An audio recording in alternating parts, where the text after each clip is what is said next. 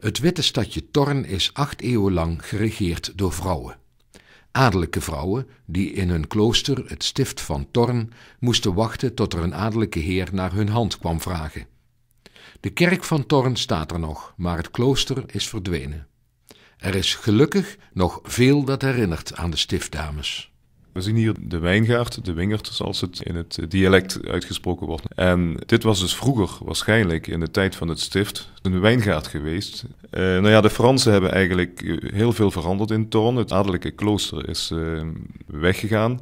De stiftdames zijn vertrokken naar Essen toe. En vroeger was dit plein de binnenplaats van het paleis. En na de Franse tijd heeft men dat omgedraaid. Dus heeft men eigenlijk de achterkant van de huizen de voorkant gemaakt. En er een plein van gemaakt, het centrale plein van het dorp.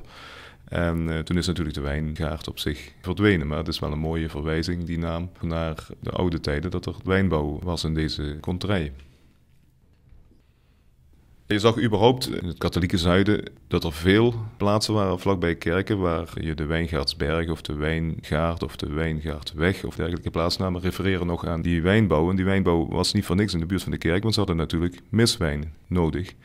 En hoe dat gesmaakt heeft, dat weten we helaas niet meer.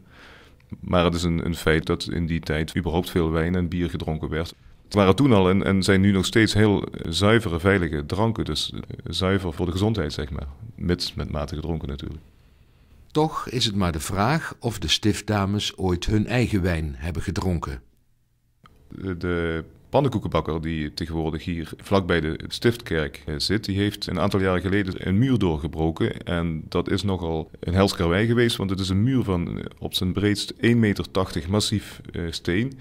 En daar heeft hij dus perkament gevonden met een hoop aantekeningen op, een doktersrecept, briefjes en ook wijnbestellingen naar de Moezel, Bourgogne en dergelijke, waar hele bestellingen op staan in nog oude muntsoorten. En de stiftdames, het is bekend dat ze nogal van hoge adellijke kom af waren en dus men mag aannemen dat die van de goede dingen des levens genoten en natuurlijk ook van wijn.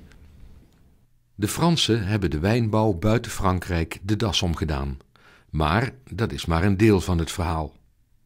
Het werd langzamerhand te koud in deze streken en in de 19e eeuw trok de wijnluis door dat wat er nog over was van de wijngaarden.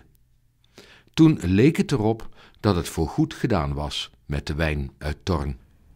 Na 200 jaar zijn we weer voorzichtig begonnen in Thorn wijn aan te planten. Ik ben naar Trier, naar de wijnbouwschool gegaan en daar zijn we eigenlijk helemaal enthousiast geraakt over de mogelijkheden van wijnbouw in deze konterijen.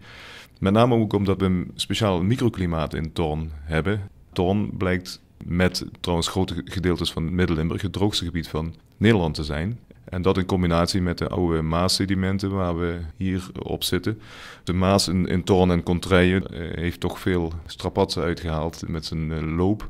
En dat heeft natuurlijk zijn sedimenten achtergelaten in de ondergrond. En ook dat is zeer gunstig in combinatie met de kiezel voor de wijnstokken.